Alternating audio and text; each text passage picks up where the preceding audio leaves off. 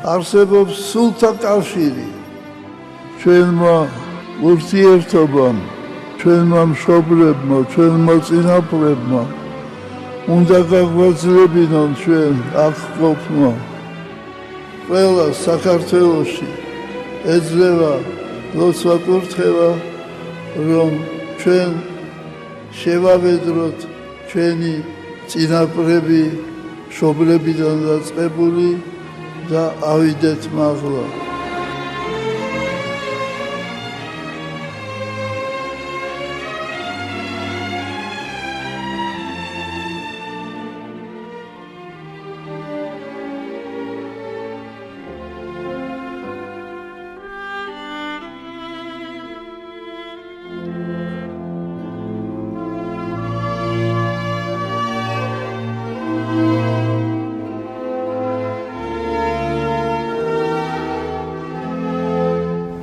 ჩვენ წინაპრებს ჩვენი სხეულით დავატარებთ.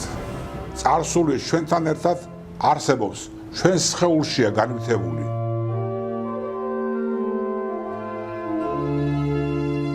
ყველა გვარს თავისი ისტორია აქვს. ქართველების უმეტესი ნაწილი, გვარის უმეტესი ნაწილი, სახელებიდან არის წარმომდგარი, სახელებიდან. ჩვენი გვარის, აგერ მაქვს მე ჩანაწერები პაპაჩემის საეკლესიო მოძღვარის დავით ქოქიაშვილის ჩანაწერები, სადაც ის აღწერს ჩვენი გვარის ისტორია, თუ საიდან მოდის. ეს მიეკუთვნება ალბათ მე-17-მე-18 საუკუნეს და სახელიდან არის წარმოშობილი ჩვენი გვარი. აი ქოქია მაგალითად, ქოქია და შემდეგ ეს ქოქია სახელი თურმე რამოდენიმეჯერ იტრიალა რამოდენიმე თაობაში და შემდეგ ეს უკვე წარმოიშვა და წარმოიშვა გვარად ქოქიაშვილები. მათი ძირითადი საცხოვრისი არის სილნაღის რაიონის სოფელი ვაქერი.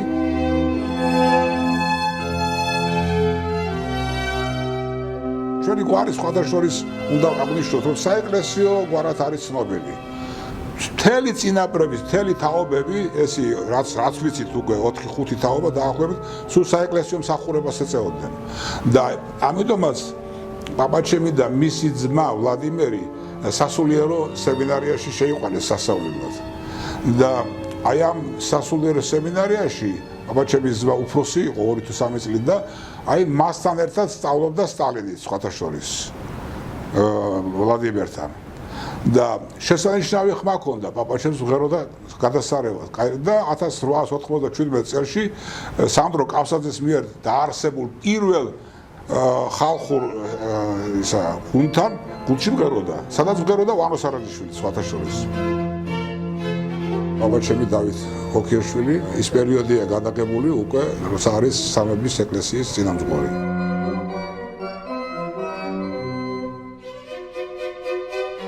ოჯახური სურათი. ეს არის მალხას ქოქიაშვილი, პაპაჩემის მამა, რომელიც საეკლესიო მსახურებას ეწეოდა. მეორე არის თვითონ პაპაჩემი და შუაში პატარა ბავშვი რომ ყავთ, ეს არის მამიდაჩემი, სულ რაღაც 2 თუ 3 წლის არის გადაღებული ეს პაპაჩემის მეუღლე ბებიაჩემი ნინა და ესე მეორე რძალი კიდევ, ძმის ცოლი.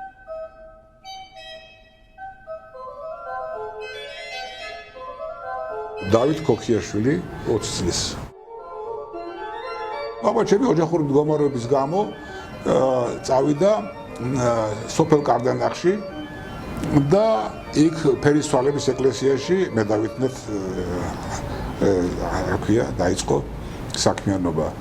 შემდეგ 1900 წელს გადადის უკვე სირნახში, ესე იგი მიქაელ თავარაგელოზის ეკლესიაში. იგივე მე დავითნეთ, მაგრამ პარალელურად სწავლას განაგრძობს სკოლა არსებობდა სპეციალური სკოლა, ჯულს უკითხავდა იქ სირნაღის მაზრის თავარხუცესი, მაშინ რუსული ისეთი იყო, რა ქვია, საეკლესიო სახელწოდები ბლაღოჩინსაც უძახდნენ, თურმე ბლაღოჩინი უძახდნენ სვიმონ ბეგიაშვილი, რომლის ოჯახში სხვათა შორის გაიცნო ბებიაჩემი, ქალბატონი ნინა ნასიძე. სურათი გადაღებული 1902 წელს, როდესაც დავით ქოქიაშვილი და ნინა ნასიძე შეუღლნენ და ჯვარი დაიწირეს. ამ პერიოდში უკვე პაპაჩემი მსახურობდა ბაკურციხეში, იყო სამრევლო საეკლესიო სკოლაში, პედაგოგად მუშაობდა. და იმდენად რა ქვია ქების სიგელი მიიღო იქა და იმდენად ესე იგი მოწინავე იყო თავის საქმიანობაში და დამსახურებული რომ წერა-კითხვის გამავრცელებელმა საზოგადოებამ დუშეთის მაზრაში გააგზავნა ილიას საზოგადოება ეს ხო ცნობილია და ილიას საზოგადოებამ გააგზავნა დუშეთში წერა-კითხვის გამავრცელებელი საზოგადოების დაღოლები და 3 წელი მსახურობდა იქა და ემსახურებოდა მოხევების განათლებაში წერა-კითხვის ცოდნაში და ასე შემდეგ 1906 წელს უკვე ის მღვდლად აკურთხეს ბერდუჯის მხარის ყალსოფელ ყალამშის ამაღლების ეკლესიაში და წინამძღვარი იყო 7 წლის ბოლოს და 8 წლის დასაწყისში აბა-ჩემი გადმოდის უკვე სილნაღის მაზრის სოფელ მაშინაარის წმინდა სამების ეკლესიაში ბოძღრად და აი ამ პერიოდში ეს პერიოდი გახლავთ ის პერიოდი როდესაც დიდი ოჯახი ფაქტიურად ცხოვრობდა ძალიან ისეთი ვიწრო მდგომარეობაში და პაპაჩემმა მიზნად დაისახა რომ იქ ახლო იქ სადაც ქოქიაშვილების ეხლა უბანიც კი არსებობს ძალიან უბანს უძახიან ეხლა სხვათა შორის იმის მერე ცნობილია და სხვათა შორის საარჩევნო უბანის გასაკვირია კომუნისტების დროს საარჩევნო უბანის კი არსებობდა ძალიან უბანი ასეთი ეხლაც იყო და მე მიკვირდა ეხლა როგორ შეიძლება კომუნისტების დროს ეხლა გუდელი ახსენებია და რაღაც და ისე და აი აქ პაპაჩემმა შეისყიდა მიწები. აი ესენი ვექსილები მაქვს მე ასეთი, აი მეფის რუსეთის გერბია და ასეთი არის უამრავი, აგერ მაქვს უამრავი, რომ შეისყიდა არაერთი მიწა და იქ დასახლდა და ააშენა სახლი, ორსართულიანი სახლი გახლავთ. ვაჟა-ფშაველას ბიძაშვილი იყო წერალი რომ იყო რა ქვია ილობოსაშვილი, იმისი დედა, რომელიც ვაქირიდან იყო, სოფელ ვაქირიდან და ვაჟა-ფშაველა ხშირად ჩამოდიოდა თორემ ჩავიდოდა და მე მიდიოდა დედოფლის წყაროში. ამ სახლში არის ვაჟა-ფშაველა ნამყოფი და სხვათა შორის იქ მარანი არსებობს, სადაც 14 ქვევრია, ახლაც არის, ამჟამადაც არის. და იქ თავისი გასაოცარი რა ქვია ლექსების წაკითხვით და ამით ასე იგი მონოსხული ყავდა თანაბეინახენიდან ახლა ვაჟასტუმრობა ეს იყო არ ვიცი რაღაც მოვლენა ალბათ ჩვენს საოჯახო ისტორიაში ეს კვერთხი უბოძა პაპაჩემს როდესაც ის განაწესეს ამაღლების ეკლესიაში ეს აჩუქა აი ბეგიაშვილზე რომ მოგახსენეთ ვინც იყო რა ქვია მთავარხუცესი სილნაღის მაზრის მთავარხუცესი აქ არის წარწერა 1906 წელი დეკანოზი ДСБ აწერია ДСБ დეკანოზი სიმონ ბეგიაშვილი ეს არის 1906 წელში აჩუქარი და ეს შემოგვჭა მისი დავითის საქმიანობიდან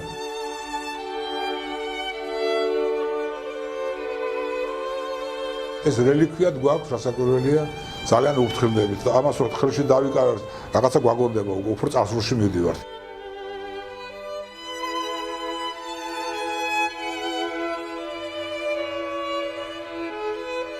წელს აღდგომის დღესასწაულზე თავისი საქმიანობის გამო და დამსახურების გამო საგვერდული სპეციალური საგვერდული დააჯილდოვეს. ამავე პერიოდში ის აირჩიეს ბანკში საკრედიტო ამხანაგობის თავმჯდომარედ. წერს კიდევაც ამას. ბანკს მოუთხარ თავისი ანგარიშები უნდა და აი ყველა მენდო მეო. 8 წლის განმავლობაში ამ საკრედიტო ამხანაგობას ემსახურებოდა ანაზღაურების გარეშე. და ამავე დროს პედაგოგობდა სოფელ მაშინაარში პედაგოგათაც იყო გამწესებული. ასე რომ ეს იყო მრავალნაირი შესანიშნავად მღეროდა რასაკვირველია, გადასარევად მღეროდა. ისეთი ხმა ჰქონდა, ტენორი ჰქონდა სხვათა შორის, ლირიული ტენორი, მაგის გალობაზე სპეციალურად დადიოდნენ წმინდა ნინოს ეკლესიაში, რომ გაიგებდნენ რომ წირვას ატარებს დათიკო გდელიო, თელი სოფლები დაიძრებოდა თურმე და ადიოდნენ რომ მოესმინათ მისი გალობა.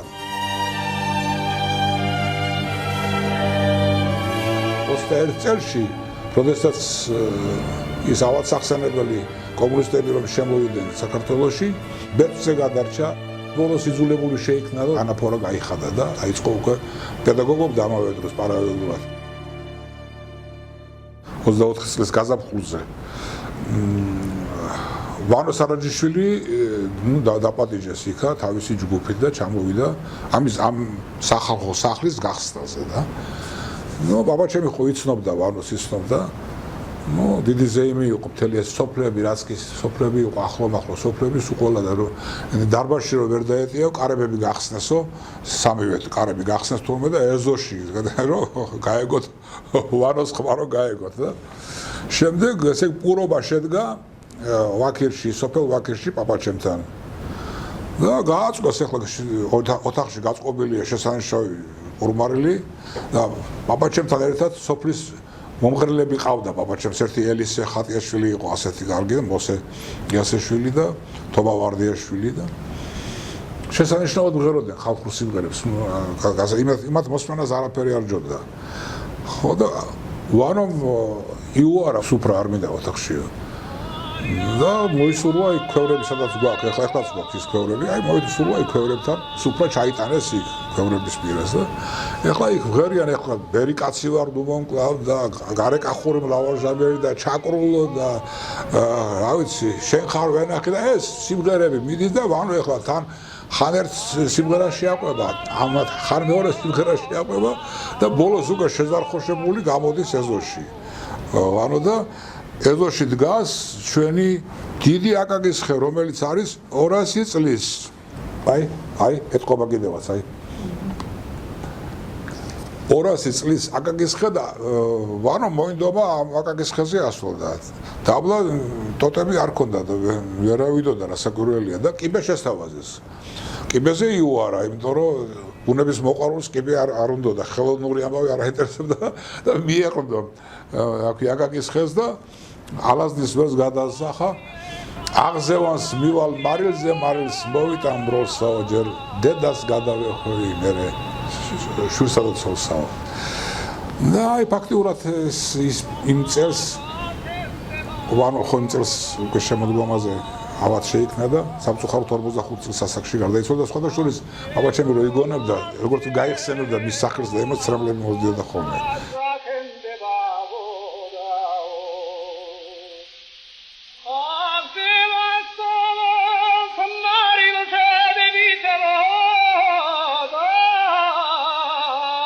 ეს უკვე ვასთან ერთად არის აქ ტალავერია გაკეთებული ტალავერთან დგას პაპაჩემი გადაგებული პაპაჩემი და მამაჩემი ერთად გადაგებული სოფელში პაპაჩემი კითხულობს გაზეთს უყვარდა ძალიან გაზეთები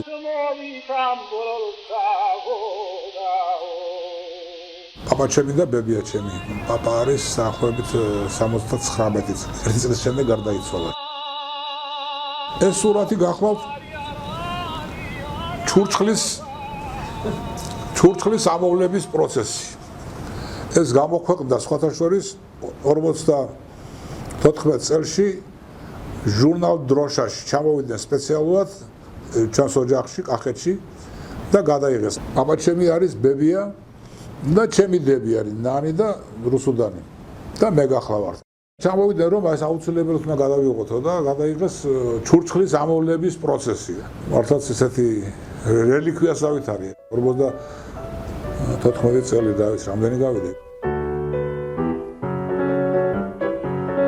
მე სკოლა იქ დავამთავრე შემდეგ მე მოვეწყე მე ქუთაისის სასოფლო-სამეურნეო ტექნოლოგიური ფაკულტეტი იყო ქუთაისში სხვათა შორის თბილისში არ იყო მაშინ და შემდეგ როდესაც დავამთავრე ინსტიტუტი და ჩამოვედი მე ვოკალური მონაცემები ხონდა ახლა ისეთი რომ ქუთაისის მუსიკალურ ტექნიკუმში ბალანჩივაძის მუსიკალურ ტექნიკუმში მეორე კურსზე ჩამრიცხეს თან ინსტიტუტში ვსწავლობდი ნუ არ მისწავლია ნახევრად ვიარე და მე დავანებე თავი მე თბილისში რომ ჩამოვედი თბილისში უკვე ბოლა მეუბნებოდა რომ არავით ამას უნდა მივხედოთ და უნდა აუცილებლად ამას სწავლა ჭირდება და პედაგოგი ჭირდება და სანდრო მირენაშვილი მიიყვანა იმ დროს ახალი ჩამოსული იყო იტალიიდან ნინა ცერცაძე რო გამსინჯა რაღაცა თქვა რომ კი ბატონო ხო დამინიშთა გაკვეთილები შემდეგ უკვე ვარშავიდან იყო ჩამოსული გიორგი სიხარულიძე ასე ცნობილი ბარიტონი იყო უკვე ასაკოვანი იყო სხვათა შორის ვარშავაში იანკიპულასთან დამღერი და ნუ რა ვიცი მთელი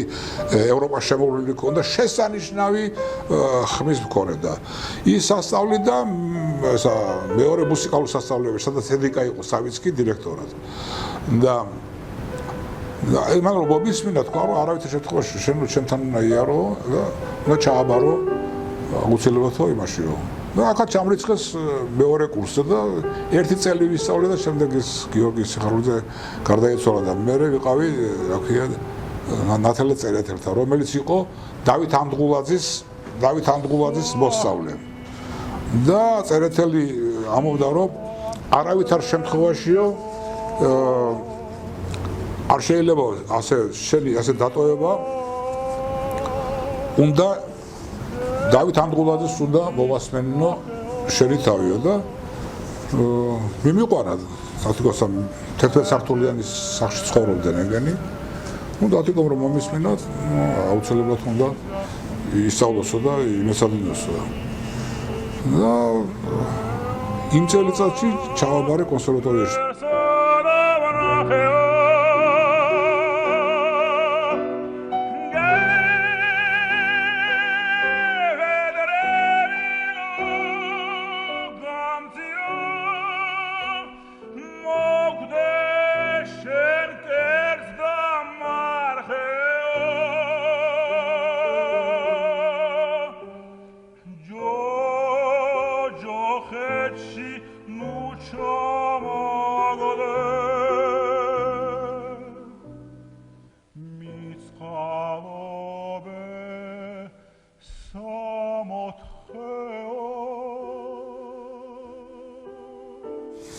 ესე იგი მონაცემები იყო ისეთ ძალიან საინტერესო და ამას რასაკვირველია თავისი გაგრძელება უნდა ქონოდა, მაგრამ შემდეგ მოვიდა მთავრობის ტელეგრამა ასეთი იყო ჩემი წასვლის შესახებ იტალიაში, რომ გავიმარჯვე კონკურსში და ესე იგი კულტურის საკავშირო კულტურის სამინისტრო რეკომენდაციას მადლებდა იტალიაში სტაჟირებაზე, მილანში სტაჟირებაზე წასასვლელად, მაგრამ როგორც მოგახსენებათ, ახლა ქართველების, ზოგიერთი ქართველების ახლა თავისი შური და შუღლი და თელი ამბავი და მოხდა ისეთნაირად, რომ ვეღარ წავედით. ესე ხელი შეგვიშალეს ყველანაირად, რომ არ წავსულიყავით, მაგრამ მე მაინც გადავედი ფაქტიურად მე საოპერო სტუდიაში გამოდიოდი არაერთ სპექტაკლში ამ პერიოდში უკვე ქუთაისში უკვე ნამუღერი მქონდა სპექტაკლები და მაგრამ მე გადავედი მე რა ქვია სოლო კონცერტებისა და ესე იგი საკონცერტო საქმიანობაზე. ეს არის სიგნახში ვარნაობაზე ჩემი გამოსვლის მალხაზის პარტიას ვღერი ვარ ოპერა დაისიდან. ეს არის საკონცერტო დარბაზში სოლო კონცერტის შესრულების დროს ჩემი ეს გახლავთ, ესე იგი ფირფიტა რომ გამოვიდა ფირფიტის კლასზე არის ეს სურათი ჩემი იქა.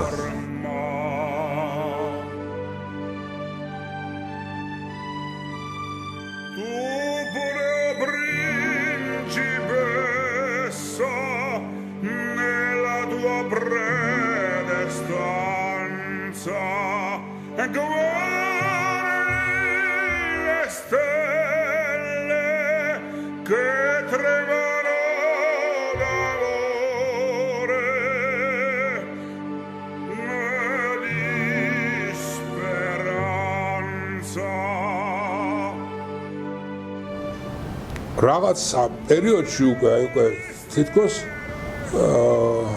წერისადმი უკვე რაღაცა თითქოს იმდენი მასალა დაგროვდა და რაღაცა რომ წერისადმი ინტერესი გამიჩნდა და პირველ რიგში დავწერე და მაინტერესებდა, იმიტომ რომ დიდ პატივს ვსცემდა და ფაქტობრივად მის სიმღერებზე გავიზარდეთ მე. ჩვენ ეს იყო ენრიკო კარუზოს სიგნი, პირველი სიგნი, რომელიც გამოვიცა ჩემი, ენრიკო კარუზოს სიგნი. ეს ხო მოვლენა კაცი, გასაოცარი თავისი ხმით, თავისი შესაძლებლობებით, უკიდეგანო შესაძლებლობებით. მერე გავაკეთეთ კიტარუფოს, თარგმნე უფრო სწორად, კიტარუფოს სიგნი, ჩემი ცხოვრების პარაბოლა. და ეს კიტარუფო სხვადასხვის ახლოს იცნობდა ძალიან ვანო სარაჯიშვილს. ისინი კიტარუფოს იწვევდა ხოლმე პეტერბურგში მოღვაწეობდა ჩვენი სასიკადულო პოეტის აკაკი წერეთლის ვაჟი ალექსი წერეთელი, რომელიც იყო პროდიუსერი და ჩამოყავდა ცნობილი იტალიელი მონღოლები, ტიტა რუფოდან მოყოლები, მაზინი და რა ვიცი, ჯირალდონი, რომელიც ქართველების სიძე გახდა, აი ჯირალდონი სხვადასხვა.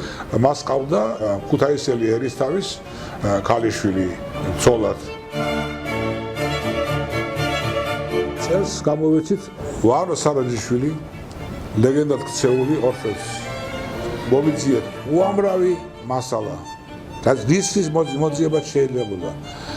ვეძიეთ არქივებში, კერძო კოლექციონერებში, მთელი არ დაგვიტოვებია ბიბლიოთეკები, არ დაგვიტოვებია მუზეუმები, არაფერი და რისი მოძიება შეიძლებოდა, ყველაფერი და გამოუშვით, იმიტომ რომ 70 წელის განმავლობაში ამ ლეგენდა კაცის ციგნი არ გამოსტატიაც კი არ დაწერილა.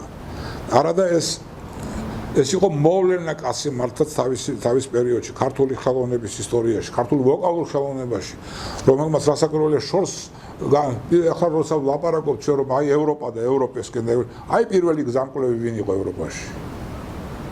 აი ეს იყო პირველი გზამკვლევი ევროპაში.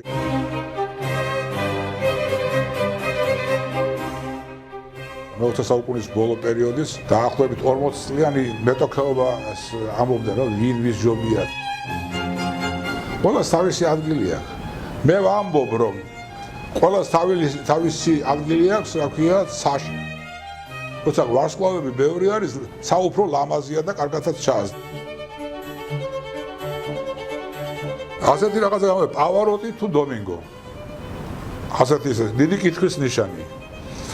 და აქ მე ჩემს მოსალდრებებს, რა ქვია, როგორც რა ქვია, პროფესიონალი, ვაფასებ ახლა ვის რა ღირსება აქვს, აი, მაგალითად პავაროტის სხვა ღირსებები აქვს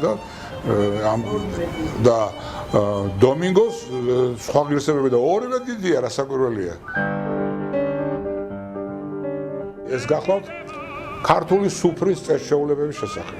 ეს არის კვლევა, როგორი წესჩეულება იყო საქართველოში, დასავლეთში, აღმოსავლეთში, მთაში, ბარში, როგორი დამოკიდებულება იყო ქართველი კაცის სუფრის მიმართ, როგორი იყო სმის კულტურა, რომ ქართველი არავითარ შემთხვევაში ქართველ კაცს ღრეობის მომხრე არ ყოფილა, ქართულ კაცს უყვარდა ქეიფი, ბოლხერა და დროსტარება. და მე ამას ვადარებ და აქ ყოველთვის წამყვანი როლი და ერთ-ერთი პირველი და მთავარი და წამყვანი როლი სუფრის თამადას მიუძღვის. და ამას ვავდარებ მე როგორც აი ერთი მსახიობის თეატრი რო არსებობს ახლა და დაახლოებით სუფრაც დაახლოებით ანალოგიურია.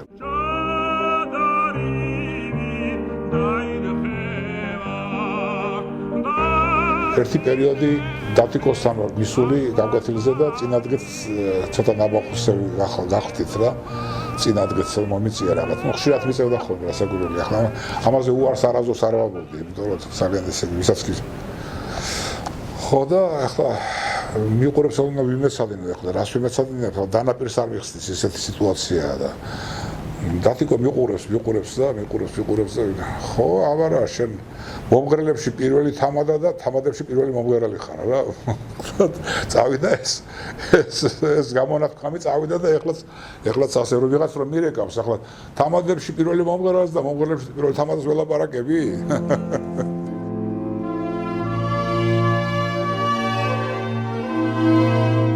ამ სურათზე არის დედაჩემი ანა ტურაშვილი ქოქიაშვილისა არის მამიდაჩემი ელიზავეტ ლიზა ქოქიაშვილი აქ არის მამაჩემის ბიძაშვილი იროდიონ ქოქიაშვილი და მარიამ ქოქიაშვილი ქეთევანი მამიდა რომელიც იყო სილამაზით რაღაც გამორჩეული პიროვნება და აი მისი სურათი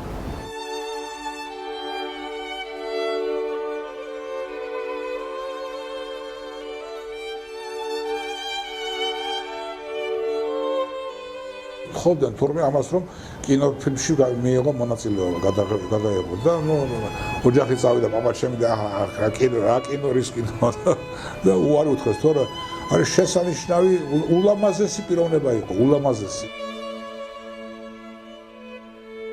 მამიდის ოჯახი არის თავისი შვილებით მეუღლე ილია ნიკოლაიშვილი, გოგი და ნონო შვილები.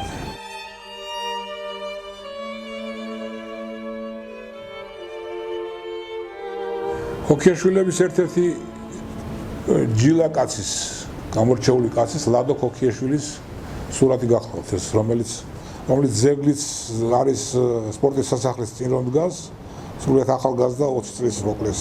ეხლა ცნობილია და 57 წლის მერე ამდენ დრო გავიდა და ყველა ლადოს ახსენებს და სხვადასხვა საბუდარო ჭაბუში სასინჯი ესენი ქონდა გადაღებული მას თვითონ ლადოს. ლადოს აი. და შესანიშნავი ნიჭიერი კაცი და მამამისი ხო მხატვარი იყო ცნობილი იოსებ ქოქიაშვილი, ცნობილი მხატვარი, რესპუბლიკის დამსახურებული მხატვარი, მისი ძმაც ვახტანგიც დამსახურებული მხატვარი, ცნობილი მხატვარი, ხელოვანი და ესეც ნუ მაგრამ არ დასწავდა ამას. ეს იქნება უნიჭიერესი რაც ქონდა ახლა იმას რა ქვია გამოქანდაკებული აქვს სახში რაღაცა ესეთი რაღაცეებია რა ვიცი ამას რომ დასწრო და რას გააკეთებდა და რას მიაღწევდა არ არის ეს.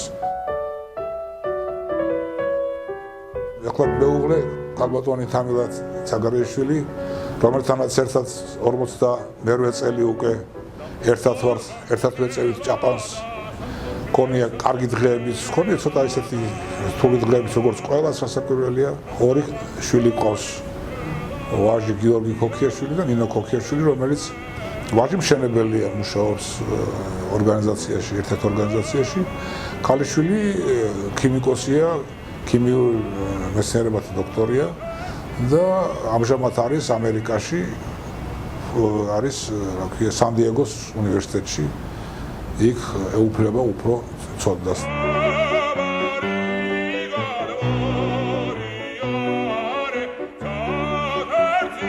ვინ წარსულს პატივს არცევს, მას ღირსეული მომავალი გასაკვირველია არ აქვს. დიდი წინაპრების საფლავებიდან ანათებს შუქი, რომლის ფონზე ჩვენს დიდები ჩამვართ. მადლობა მათ ამისთვის. და მხოლოდ ჯიში გვიმაგრებს წარსულს, ჯიში გმირული, ჯიში ქართული.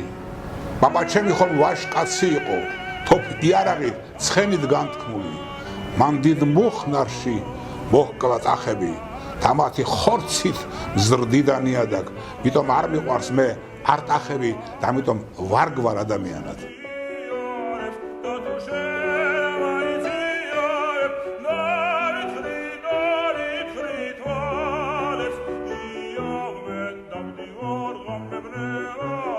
Satchmo shem